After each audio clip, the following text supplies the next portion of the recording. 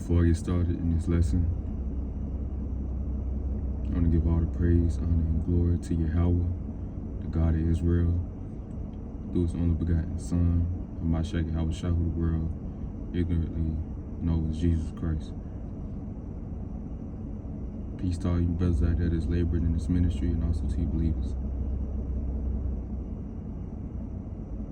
I'm going to get into a lesson entitled, "The Lord is Grooming Israelite Men to be Kings of the Next Empire." And the exiled, captive, most hated, downtrodden men on earth, the so-called black man, is about to be your next rulers, and the so-called black man is the Israelite man according to the scriptures.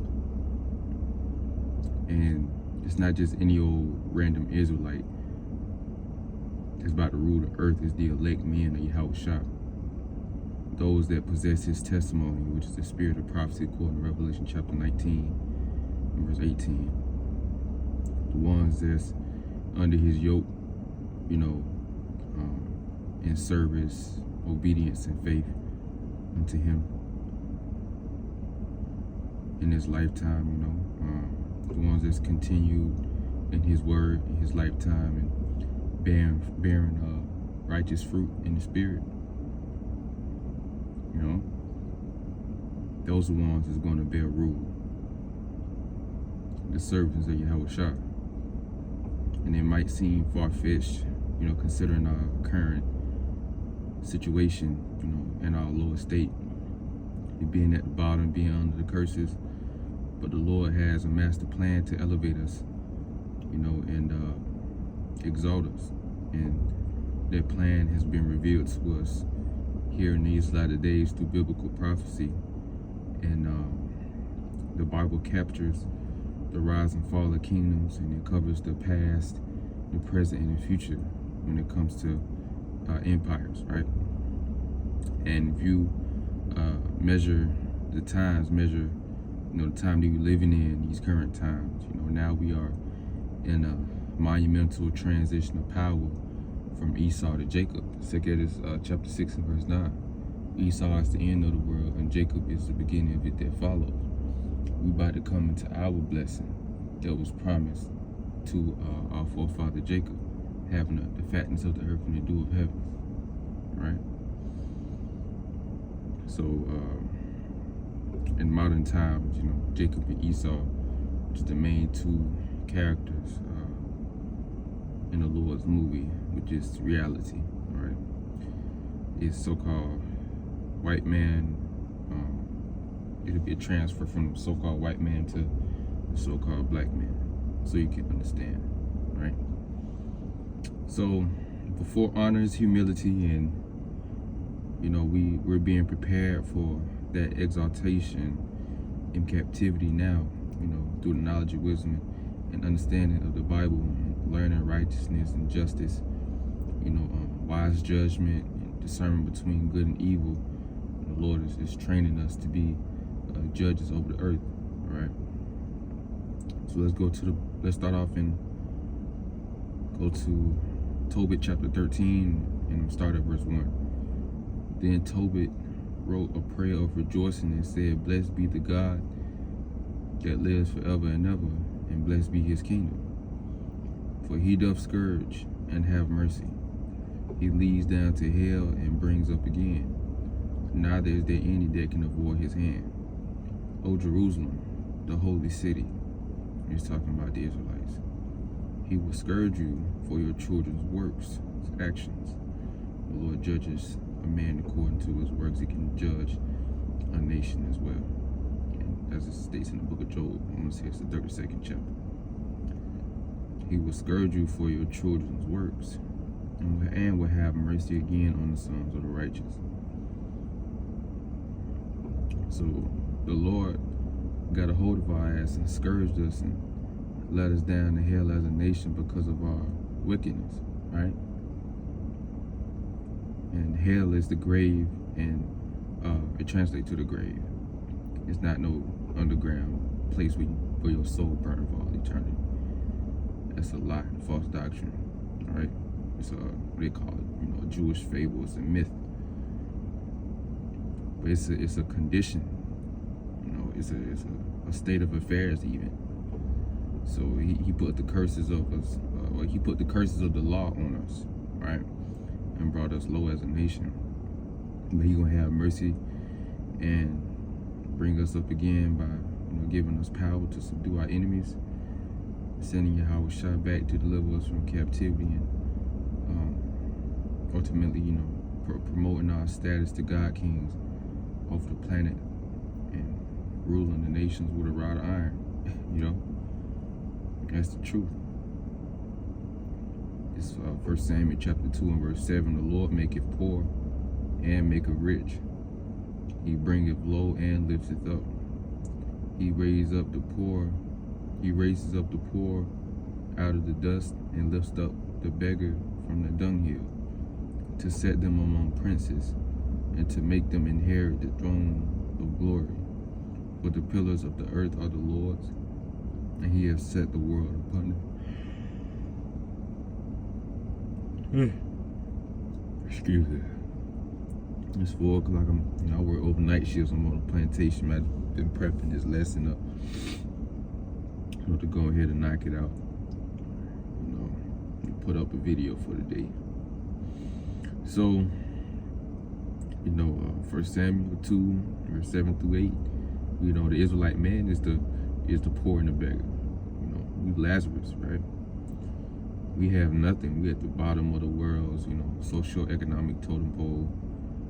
But, soon the Lord's gonna raise us up and lift us up out of this low position to be a celestial nobility and sovereigns, lords over the earth, co-rulers with Yahweh Shah. That's Isaiah 32 in verse 1. Kings shall reign in righteousness, and princes shall rule in judgment. There'll be set thrones of judgment, the thrones of the house of David. That's 144,000. Like it says in Revelation chapter 20 and verse 4. The ones that he said he saw thrones, and they that sat upon them, and judgment was given unto them. They lived and reigned with Yahweh Shah 1,000 years. The millennium reign. It's 144,000 from 12,000 from each tribe, men of the nation of Israel, right?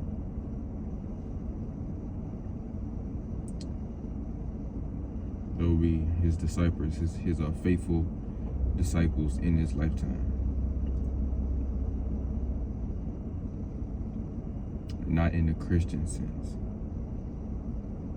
They will be all Israelites. I ain't even finna go into their Christian doctrine because they love to do that replacement, something called replacement theology. They like to say that Christians are the new Israel. They're the new Israelites. Christians. Anybody, around the world, no matter what race or ethnicity that you come from, what nation you come from, as long as you believe in Jesus Christ, you can be a part of the 144,000. And the Lord could deal with you, man. Fuck that. That's bullshit, man. We debunked Christian doctrine so many times. This is not even funny. The Christians gotta be the most dumbest people on earth, man. I'm telling you. Christian doctrine is just ass, man. All across the board. But anyways, it's Daniel chapter 2 and verse 20. Daniel answered and said, Blessed be the name of the Most High forever and ever, for wisdom and might are his. And he changed the times and the seasons, removed kings. He removed kings and set up kings. He gives wisdom to the wise and knowledge to them that know understanding. It's Psalm 75 verse 6, for promotion comes not. For promotion cometh neither from the east, nor from the west, nor from the south, but the Most High is the judge. He puts down one and sets up another. And in that setting up process of the kings and priests of the house of David, in order of Melchizedek. It's all starting now. Simultaneously, as well as the removal and putting down the current rulers, the house of the wicked, Esau, right? And the house of Satan.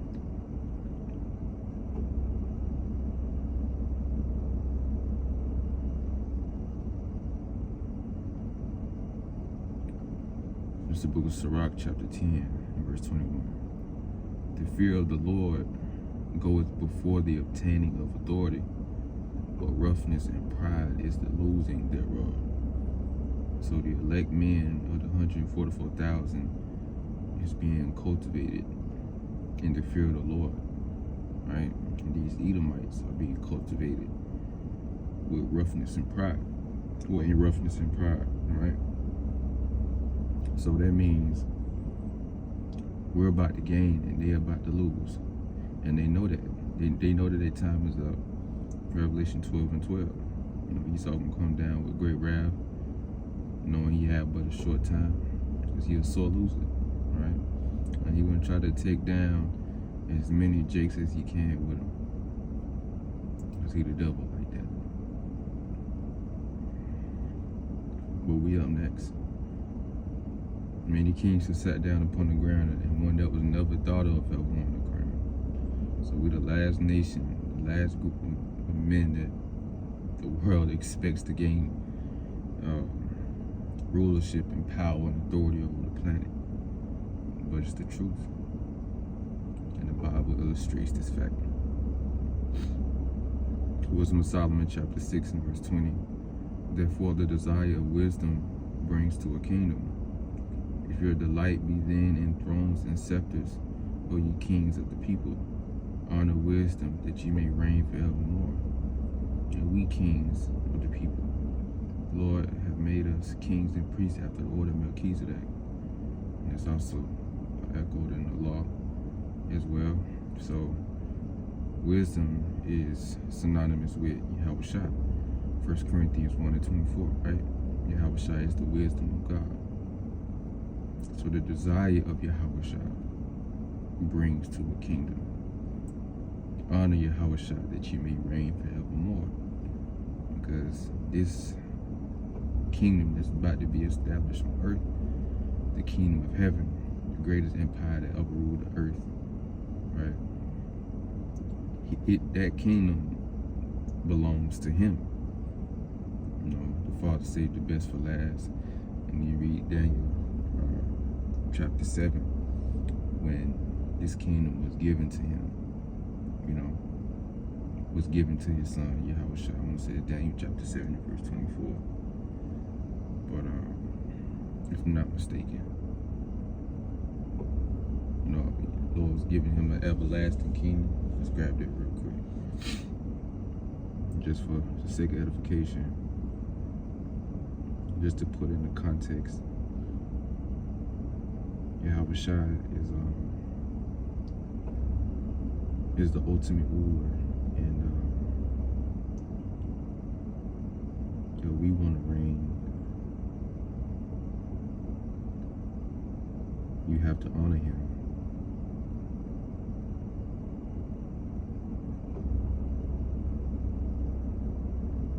Daniel chapter 7.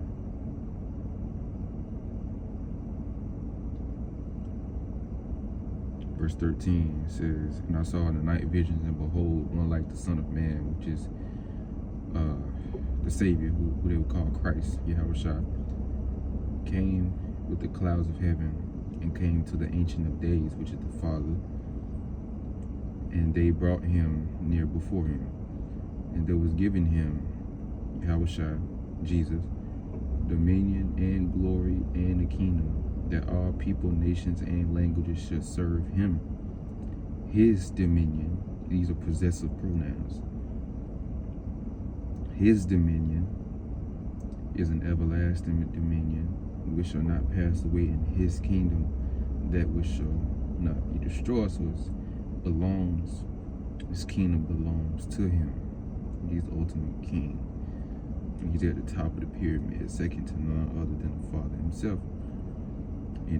concerning this new empire. But he's known as the King of Kings and the Lord of Lords, and he's going to do the crowning and allotting the rulership for the 144,000. Like you read in the parables of the talents.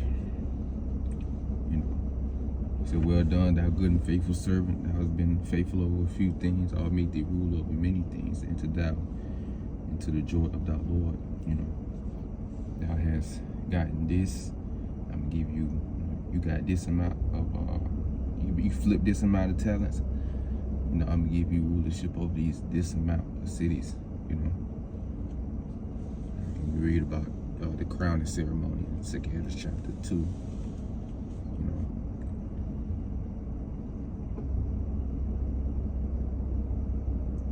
So if we want thrones and scepters, we have to desire Yahushua now. He said, take my yoke upon you and learn of me, for I am meek and lowly in heart. You shall find rest for your souls. For my yoke is easy and my burden is light. That's how you get the rulership. And continuing in his sufferings, enduring until the end. Enduring that cup, passing that test, right? And enduring adversity, overcoming adversity and trials and tests of faith and character and fidelity, right? You're supposed to honor him by, through obedience as well, and confessing him and not being ashamed of him and his words in this wicked and adulterous generation. And we will reign forever with him. You suffer with him, reign with him, right? You deny him, he's gonna deny you. Proverbs chapter 8, verse 15, by me kings reign, and princes decree justice. By me princes rule, and nobles, even all the judges of the earth. That's right.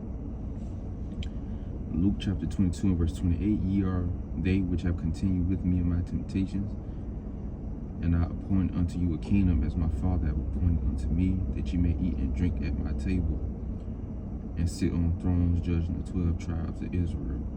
Now this applies to the 12 apostles, but also his faithful followers in his lifetime, which are Israelites. Eating and drinking at the Lord's table for them, the 144, represents also having that co-ruler or high-ranking sub-ruler position under Yahushua as a global reign, his government, his system.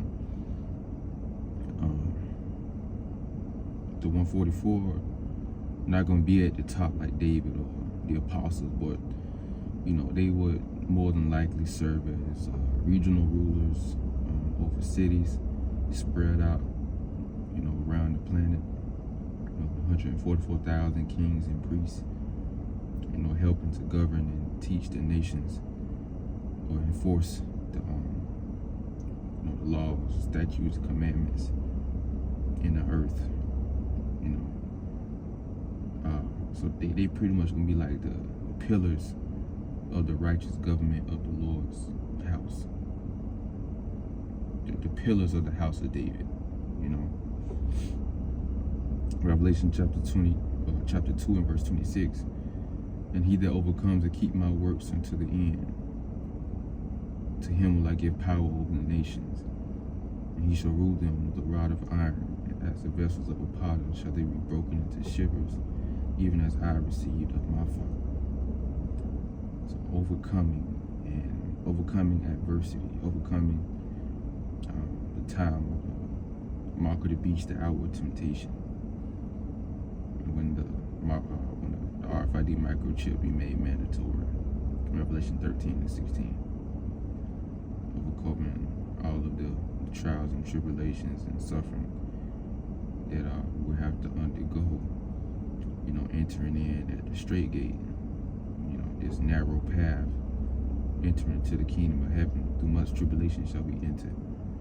into this kingdom, right? But if you overcome and you keep his works to the end, you know, you maintain your integrity, you know, you'll be granted power and rulership to break the nations, break these other races of people outside of the Israelites, the Gentiles, the heathen, and break them from their wicked ways that they may follow our ways. The law which the Lord gave us as a nation, we have to make them conform to the ways of righteousness, the ways of God, right? Revelation 3:11, behold, I come quickly. Hold that fast which thou hast, that no man take thy crown. So we gotta hold fast to this truth, because this crown is slippery and elusive. You got it, hold on to it, because it can be taken away, you know, just like the spirit can be taken away. That's something else that we have to pray for. So hopefully this video is edifying. Keep enduring. Peace. We up next. We about to rule the planet.